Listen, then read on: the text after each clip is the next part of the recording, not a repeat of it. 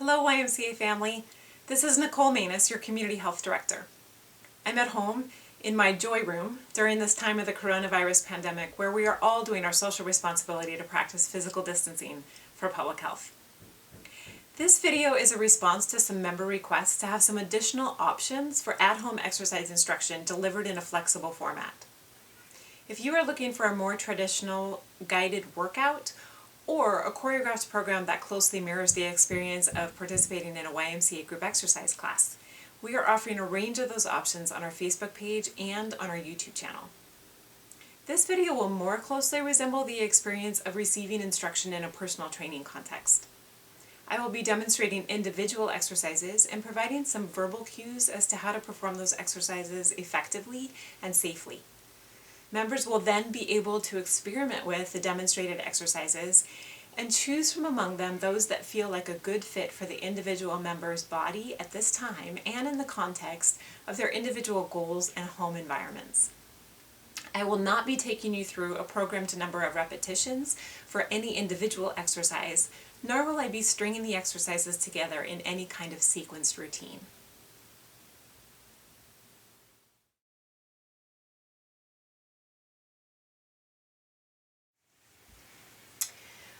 Our glutes are really our powerhouse and musculature that's really critical for being able to do things like get up out of a chair without having to use your arms. They also power us along with hamstrings and calves through walking.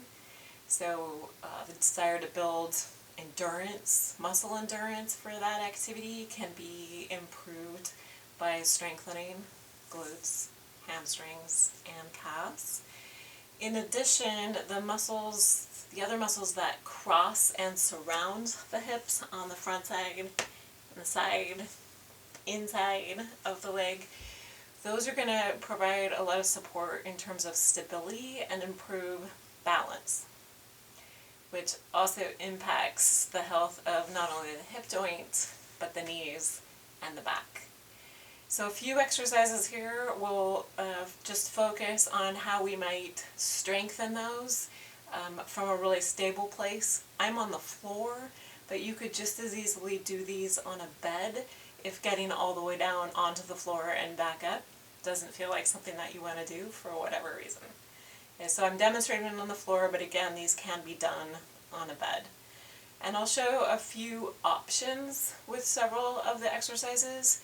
Do what feels right for your body on any given day. So I'm going to start with just a simple bridging activity, which may be familiar, and I'll show some variations on that as well. So lying flat on your back, you should feel the feet flat on the floor, shoulders grounded. You might want to do a slight tip of the pelvis, so we're bringing the pubic bone a little bit towards the belly button to get some pressure of that low back into the ground to start with, and then maintaining that little bit of abdominal engagement. We just drive the hips toward the ceiling and back down. So glutes are active there. You'll also feel hamstrings, the back of the thigh, activating as you press up. So pressing up, you may wish to hold a few seconds and then come back down, or you can simply raise and lower, raise and lower. Variation of this would be a single leg bridge. To do this, you'll start with your feet just a little closer together. Begin by bridging up with two legs, and then you release one leg. Back and down. Bridge.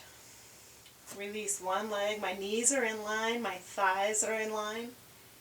Return and back down. Bridge. Release one leg. Bring that foot back to the floor and return. Bridge. Release one leg. Return and down. You can also keep a leg up while you return to the floor and press again. So we could go bridge, release, again my knees and thighs are parallel, hips to the ground, press up, hips to the ground, press up, return that leg, switch, hips to the ground, press up, hips to the ground, press up, return that leg, and down. Now that last variation is most challenging and probably not one to start with unless you've been bridging a long time and you're bored with that. Otherwise, begin with 2 feet on the ground. Feet are hip width apart. You can do those continuously. That second option I showed was to add a hold in and down. Third option was to release one leg, return and down, doing that alternating. And that final option, again, if you get to the point where you're bored with all the others, is to release a leg, down, and press, down, and press. If you chose to do that one, you would be doing both sides. And you can build up how many of these you do if you get to single leg bridges. So started there with just 2 on each side. You can build to 3, to 4, and continue on up until you're doing 8 to 12. One other variation on bridges is to add a little bit of inner thigh or adductor activity in that. And you can do that by placing a ball between your knees and squeezing that ball as you bridge. So just a small ball, any kind of ball will work. A little kid's ball from the dollar store. Could be a slightly larger ball, a soccer ball, anything that you can give a little squeeze to without having to start with your legs too far apart. So a smallish ball. So I would squeeze that ball, activating inner thigh, and raise, and lower, and then I can slightly let go of that squeeze. Squeeze, and raise, and lower, and slightly let go of that squeeze. If you don't have a ball, you could use a firm pillow or a folded pillow. Anything that will allow you to just put some pressure in and activate those adductors on the inside of your thighs.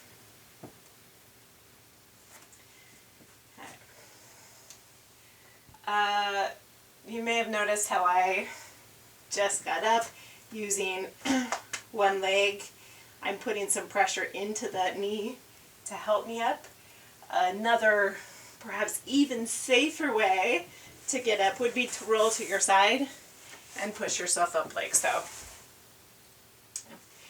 Next exercise will be on our side.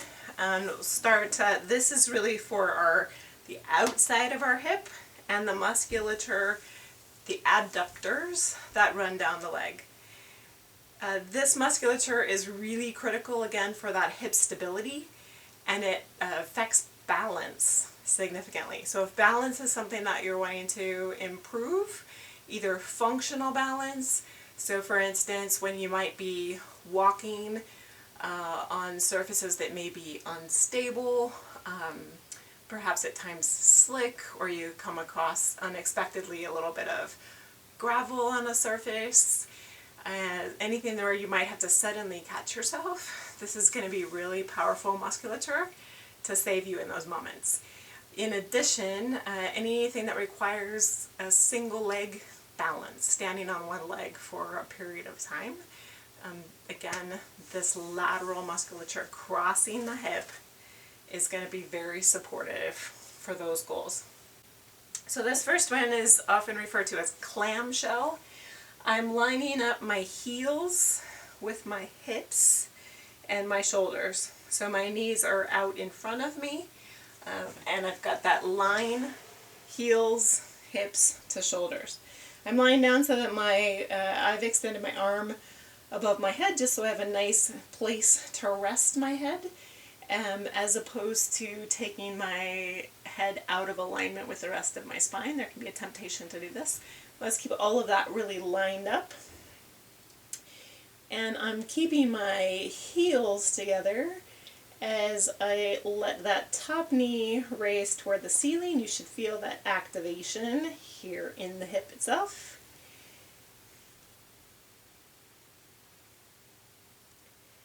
So this is clamshell.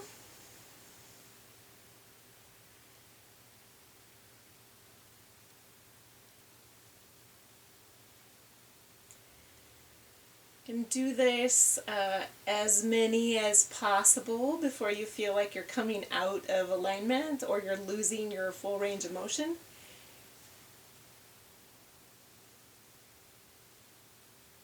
So you might take that as up to 20 repetitions before you may need to advance to a different option to provide more challenge.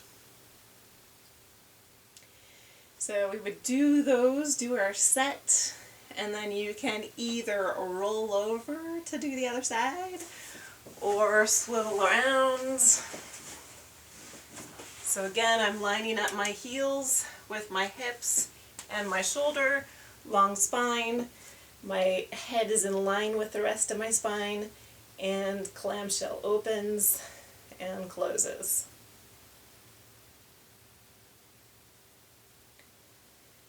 These exercises may look really simple, but this is musculature that we can all work and get advantage from. I will do these sometimes with some of my workout buddies, and they say, "Really? Is that it?" until they've done a full set or two, and then feel the value. Okay, so that's clamshell. This next one, longer levers make more work. So this would be another option to also work that lateral side of the hip and into those abductors. We're now just going to extend a leg, rotate slightly so those toes are pointing a little bit towards the floor, and raise that leg and lower. It's really critical that those toes stay pointed slightly down. The tendency is to rotate those toes toward the ceiling, which then takes the work to the front of the leg, not our target. So toes rotated down.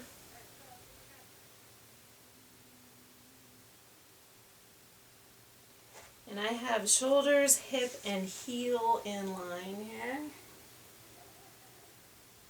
These are sometimes called beach scissors. Not sure I would be doing these on the beach, but beach scissors. So again, you can do these to fatigue until you feel like you can no longer do them with good form, or you're starting to lose your range of motion. You're not able to go as high. When you have finished on that one side, you might want to draw that knee up a little bit and in front of you to get a little bit of stretch across the hip. Sometimes I'll pound that out as well. That feels good to me. If it does to you, feel free. And then again, you would roll over, or I'm just swiveling to the other side. If you're on the bed, it's probably going to be much easier to just roll over. So I extend that leg, rotate my toes slightly towards the floor. My heel is in line with my hip and shoulder, maintaining that slight rotation. So I'm leading with the outside of the foot and the heel, as opposed to leading with the toes.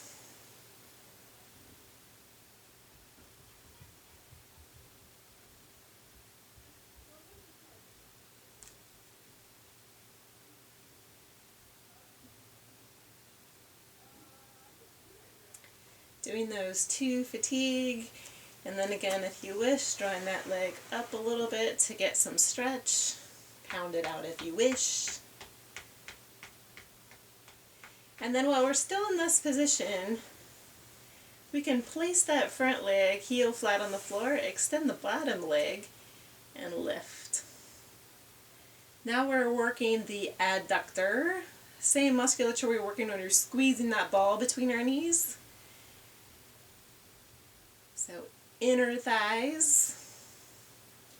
If you use the seated hip machines at the gym, we're working the same muscles here, using just our body as our gym.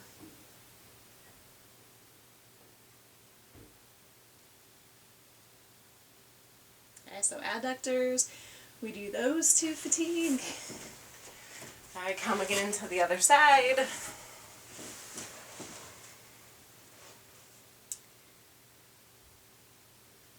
Lifting the heel in the direction of the ceiling.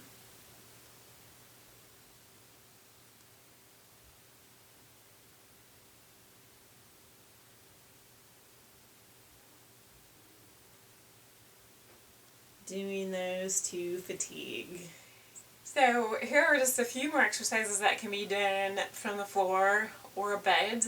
This time really focusing on the quadriceps, the muscles of the front of the thigh. If you've ever had to rehabilitate a knee from an injury or a surgery, the exercises that I'm going to show you are going to be probably familiar. And for most of us, a variation of these can be entirely appropriate regardless of how strong we are. So the first thing is what we just call a quadriceps set. And all it is we are just contracting, squeezing that muscle, holding that for a count of 5, and releasing. So squeeze, hold, hold, hold, hold, and release. We would of course do that on both sides. Work up until you can do, say, 10 repetitions, and work up your holds as well to where you can hold for a count of 10 eventually. Next exercise is what we call a short arc quad set. So we can take a rolled bath towel, put that under our knee, and we're going to extend that knee and squeeze, squeeze, squeeze, squeeze, squeeze, and release. Short arc, because it's just a short arc or a short part of a circle. Extend and squeeze, squeeze, squeeze, squeeze, and release. We could work up to where we're doing a long arc. Okay, so we would do that sitting in a chair, or if you were doing these elevated on your bed, you could just slide to the edge of the bed. So chair, I'm sitting in a chair, and long arc, much more of that circle as I extend, squeeze, squeeze, squeeze, squeeze, and release. So more extension of the knee as I'm squeezing that quadricep, holding, holding, holding, holding, and release. Of course, I would do both sides. I would build the number of repetitions as well as the length of time that I'm squeezing. Finally, we can do an exercise from our backs. Again, I'll move my chair out of the way here. We could do this on the floor or elevated on a bed. One knee is bent. I'm squeezing that quadricep and I'm lifting that straight leg up until my thighs are parallel and lowering.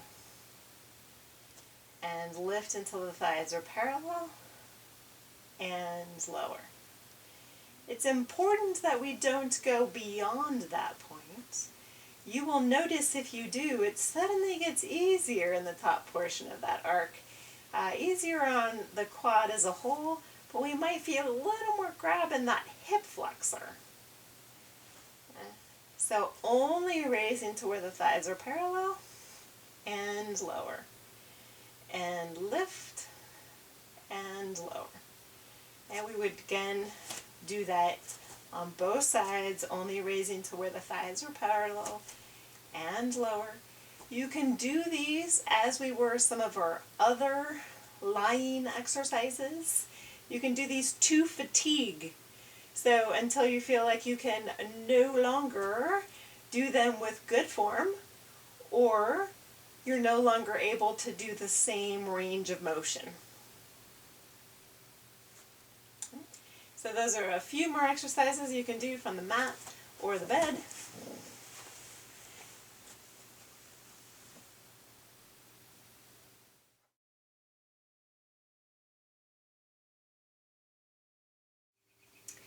So getting up out of a chair is one of the most challenging things that we can do well. And there's a lot of compensatory mechanisms or things that we do to compensate when it's not easy to get out of a chair. Things like when we have a chair with arms, using the arms to push ourselves up, or perhaps even using the seat of the chair to give us a push and some momentum.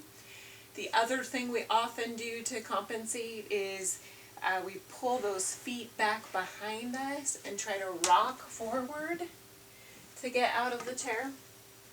So we'll talk through some sit to stand mechanics, and then also the mechanics of what the return looks like in an ideal world. Okay? And these mechanics are something that we can practice in some pieces, but then also start to do some of the exercises that will rebuild the musculature that helps us to be able to do this successfully, consistently. So some of those things that we need to look at initially is just to examine how am I getting out of the chair normally? What are the things that I'm doing to compensate? So try several times for yourself, just get in and out of a chair like you normally do, and look for, am I pushing? Am I adjusting those feet so that I can rock and use that momentum forward? And then these tips that I'm going to demonstrate in terms of the mechanics for a healthy sit to stand and return are the things that you'll be able to look at and to notice what do you think you need to adjust first to make that work. So to begin with, we really want those heels underneath our knees instead of behind us. So we start there, heels underneath the knees. And then the first thing we do with a proper sit to stand is adjust our body weight towards those feet. So we really feel the weight in the heels. So from wherever we are in the chair, we shift forward to feel that weight in our heels, and then driving simultaneously through the heels and raising through the top of our head. We use the muscles, okay, of the glutes, hamstrings, and quadriceps to help us up. Then the return, we start by sending that tail backwards, and we lower, so our knees again are over our heels, lowering down to the seat, slow and controlled, without that flop. Now that's where we work to, okay, so eventually that's what we want our sit to stand and return to look and feel like. That's going to take some practice of the mechanics, and it's probably also going to take some strength building with some other exercises to get there.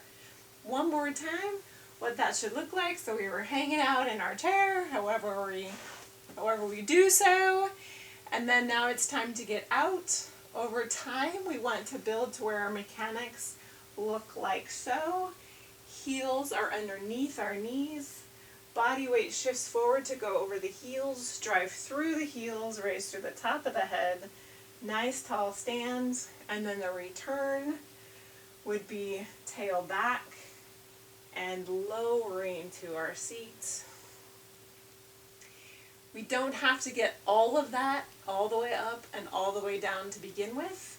One thing you can practice is just that shift forward and start. Heels underneath our knees, shift towards those heels and start. It may be just a little bit off the chair to begin with. Over time we get a little more drive.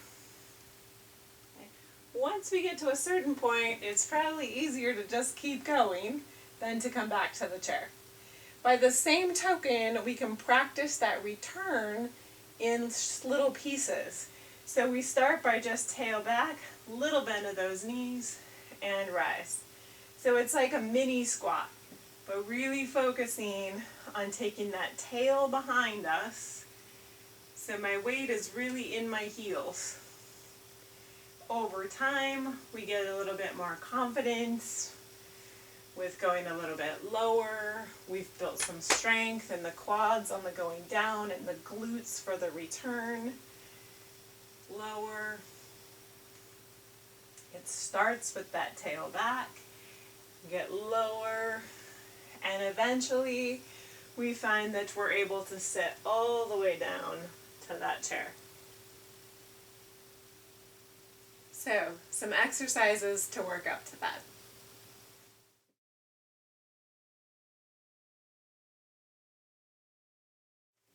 One of the things that we can do is simply use our chair for some stability in beginning to do those mini squats. So I'm taking my tail back and rising up.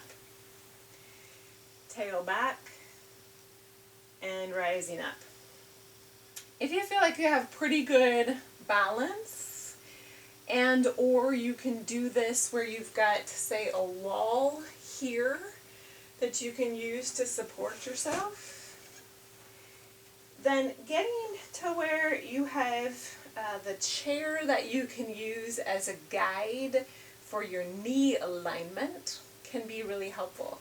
Because just as when we were practicing from the chair up, we want those heels right underneath our knees, and on the return, taking the tail back, we want the heels underneath the knees.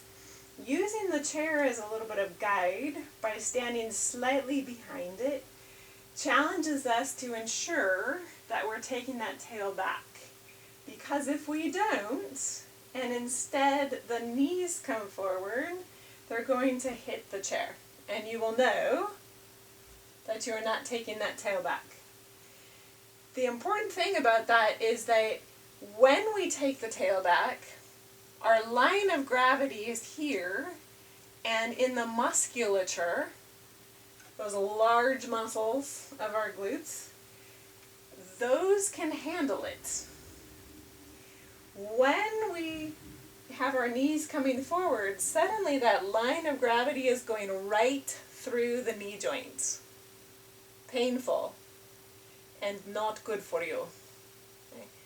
So tail back and rise. Tail back and rise. You could also do this with your chair against the wall. Okay. And I'm practicing tail back and rise, knowing that if at some point I go too far, I'm just going to sit in my chair. Okay? Even if it means that I plop a little bit to begin with, because I wasn't able to lower all the way to that. So those are some things that we could practice. You could put another chair in front of you so that you have a little balance as you're doing that. Another option, I have a doorway right here, So I could practice with one hand just on the other side of the doorway. Okay? And I'm sitting back and rising. Sitting back and rising. I'm not using that to hang on and pull myself up, but rather just as a little bit of stability so I'm not worried about falling. I could put that chair right behind me there as well. I could also step with both hands on the other side of the door jamb and sliding down and rising up, sliding down and rising up. Again, I'm not pulling myself up with my arms, but I'm able to use that as a guide and a little bit of a psychological safety. I know that if I did go too far and I started to fall, I could grab that, refine myself, and use my musculature to return.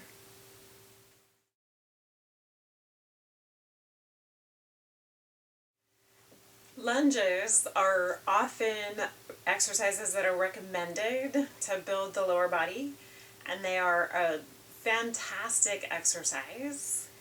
However, they're very easy to do in a way that can pretty quickly become unsafe. So what often happens when we're doing lunges is that we don't step big enough.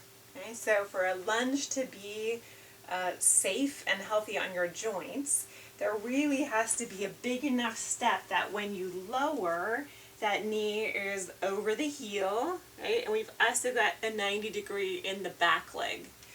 Instead, what often happens is that people step too small because that feels safer, especially if you have balance challenges. But then when you lower, see how far that knee is coming in front of my toe? Same idea that we were talking about in the squat, right? That if my knee is forward of my toe, that's where all the force is right into the joint. So backward stepping lunges can often be helpful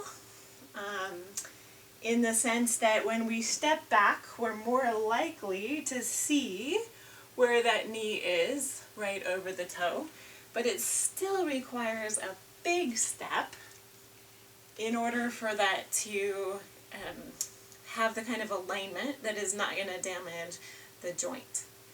And those big steps, again, can be challenging from a balance perspective, and as well the ability to go that low and return takes quite a bit of strength.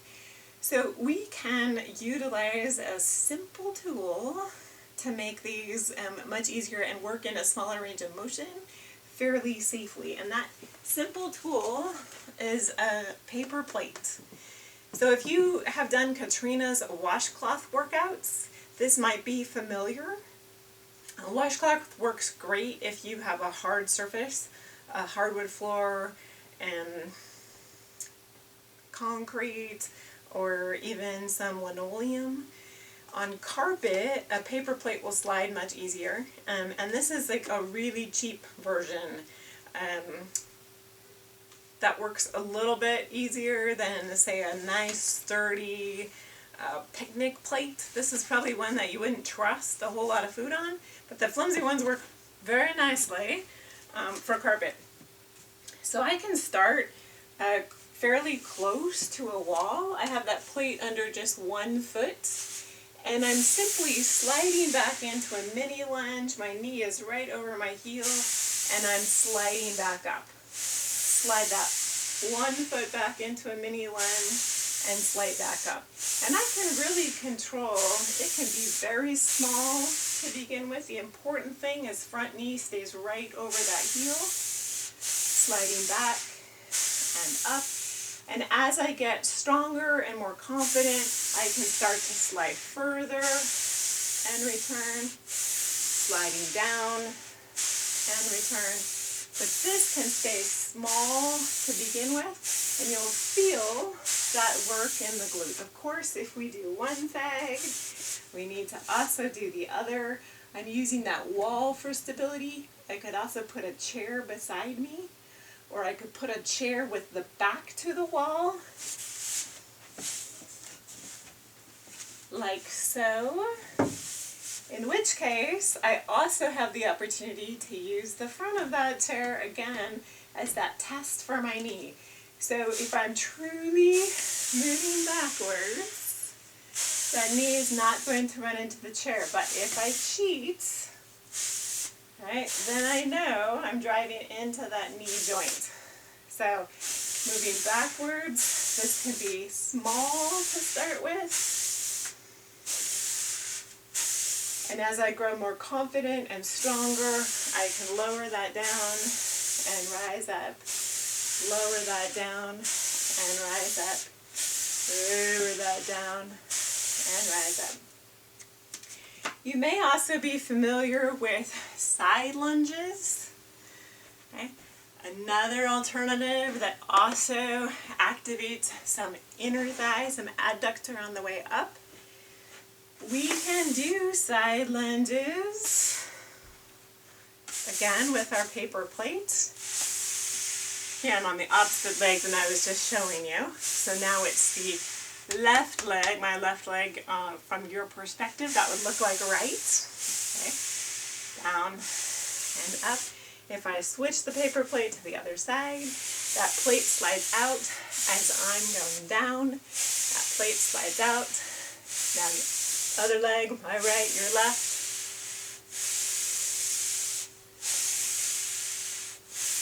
I could again be using some additional stability as I do these, and they can start very small and go deeper as we get stronger and more confident.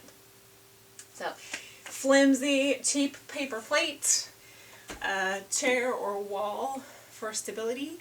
That's one way to safely practice lunges, increasing your range of motion over time while really protecting our knees.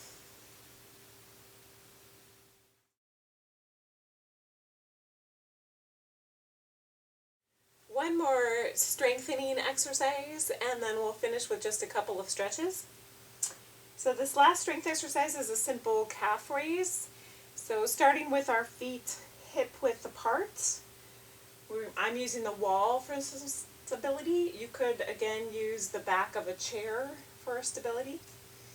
So my feet are hip width apart, toes are pointing straight forward. I rise up on the balls of my feet and lower slowly and with control, and rising up and lowering down, rising up and lowering down. A couple of additional options. If you get to the point where these don't feel challenging enough, you can rise up on two, lower down with just one, rise up on two, lower down with just one, 2 feet to 1 foot, 2 feet to 1 foot. You could also do these with your feet on the edge of the very bottom stair of any stairway you have in your house. Hand on a rail for stability, and again you're on the bottom step, so that if you were to lose your balance, it's just one behind you and you're on solid ground, and you're not going to tumble down the stairs by having started on a stair higher up. So on the bottom stair, the balls of the feet are at the edge of the stair, which means that when you let those heels drop, they actually fall a little bit below the stair, and you have quite a bit more range of motion that you can work as you come up into that raise. So those are calf raises. Again, we talked about your power for walking is really the whole back side of the leg. So glutes, hamstrings, and calves are all working together to push you through space when you walk. So calves are important there. Couple options for stretching the calves. We can Extend that leg behind us. Get a nice long stretch. So our knee is straight, heel is pressing into the floor or toward the floor. And then we can take a little bend on that back knee, keeping the heel on the floor. That stretches the deeper muscle of the calf. We have two muscles that kind of lay one on top of the other to make up the calf. We stretch that outer muscle more when the knee is straight, and the inner muscle more when that knee is bent. That's one option for stretching the calf. Of course, we would do the same thing on both sides, straight leg and with a little slight knee bend. Another option for stretching the calf is to put your toes or the ball of your foot up on the wall. And then I can use that back leg to drive my hips forward so that I'm getting a stretch in that front calf, the one that is on the wall.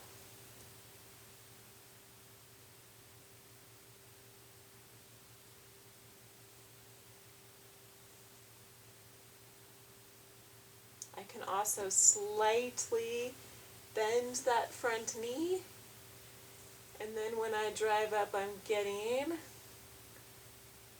that deeper muscle, the soleus. You probably will feel that one with the knee slightly bent more in that Achilles tendon.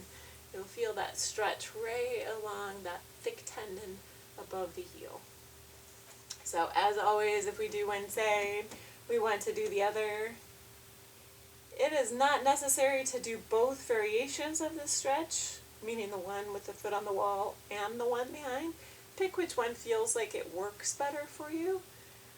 One that feels more comfortable, the one that you're more confident with.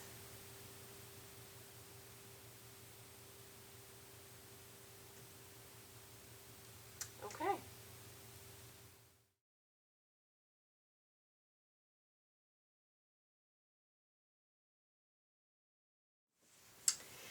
So a couple of other thoughts about doing some of these exercises on a bed. You're going to have, for things like bridges, some instability doing them on the bed. When I'm on the floor, right, I have a really solid surface to push against when I'm sending those hips towards the ceiling. On a bed, and particularly if your bed is on the softer side, this is going to be even more true, there's going to be some give of that mattress. And if you are, for instance, releasing one leg, if you try some of those single leg variations, instability is going to increase even more. So the bed provides some of its own challenges, and there are some things that you can do to make that more stable. Putting something really solid underneath your feet when you are working on the bed to do things like bridges can help to create additional stability. So I have this desktop, this old-fashioned desktop that my grandfather gave me for Christmas when I was a little girl. I use it for a lot of things not related to exercise. It's one of my great crafting options. But it's pretty hefty, right? So if I put that under my feet doing something on the bed, that creates a lot of stability. If you have someone in your life that could cut you a piece of plywood for that purpose, you might do that. If you have large wooden cutting boards as part of your kitchen setup, or a large breadboard, that might be an option as well. Also things like high school yearbooks, if you have those laying around, or even children's large format picture books, which you can find often in the kids section at the dollar store. Placing those under each foot will create some additional stability for doing that exercises like bridges when you're on the bed. Your side lying exercises will have their own challenges on the bed. So when we're doing things like clamshell, and you lift up, that soft surface may mean that you have more of a tendency to roll backwards on that exercise. And that's not something that we talked about when I introduced clamshells, but part of the importance of the form with clamshells is that both our shoulders and our hips remain stacked, one on top of the other. So if my hips are stacked, I'm going to really ensure that I'm getting all of that activity in the target musculature. What happens if I let this open up is that activity actually decreases, even though it might look from your perspective like I'm doing more because this opening is greater, right? So it's greater range of motion. But when I let that hip joint open up because I'm actually rolling on this bottom hip, it's far less work for the musculature we're trying to strengthen. So keeping those hips stacked one upon the other is going to be really important for clamshells, as well as for that side-lying hip abduction, or those beach scissors that we talked about.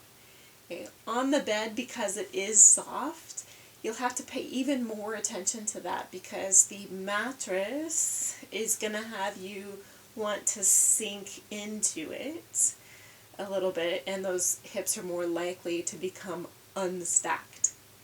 So that's something I don't have a fix for, other than to just pay attention and know that the natural tendency is going to be that they do roll, and so you'll have to kind of fight against that.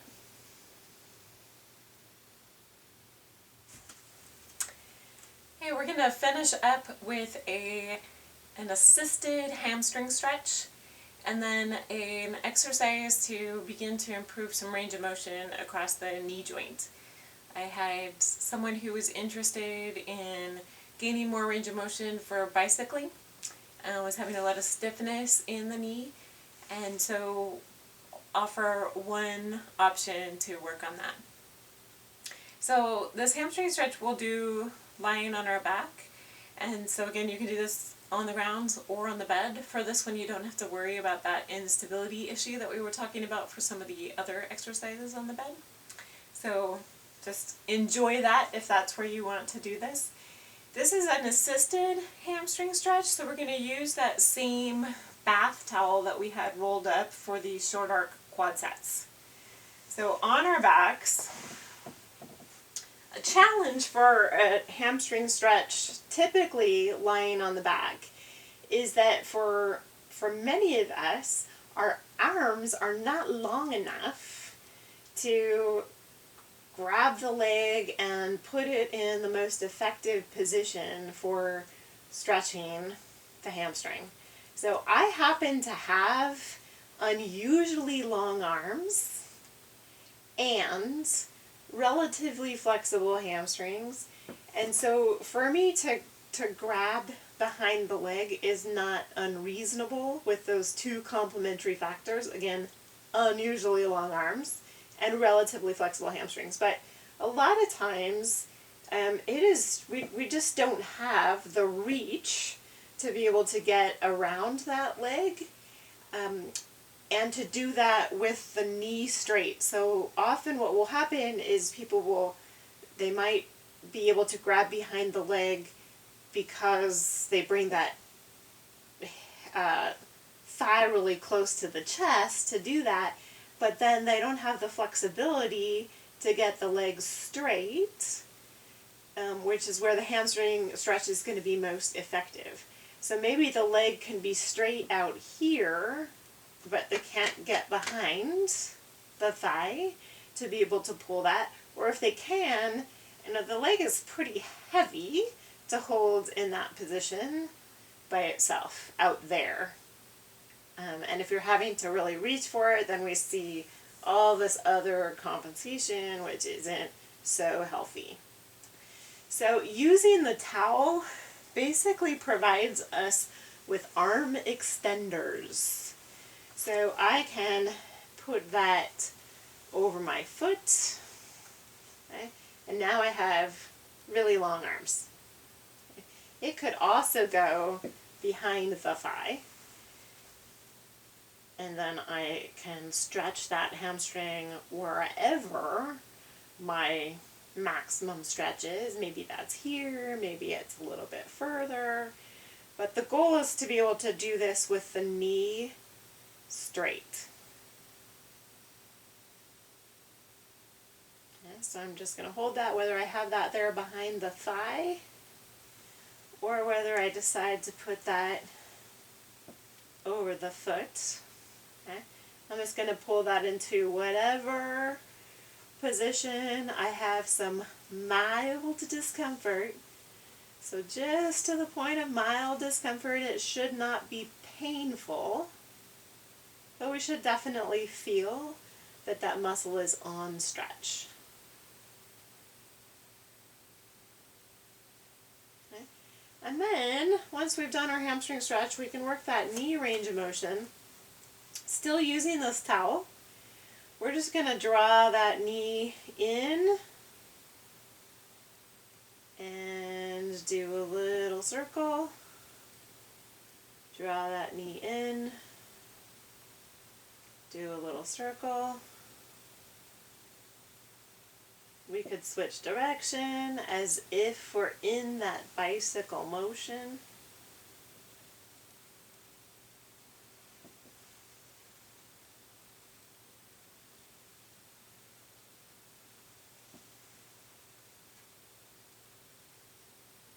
And of course, you could practice, right, just bicycling in the air, but this ends up becoming a muscle exercise too for our hip flexors.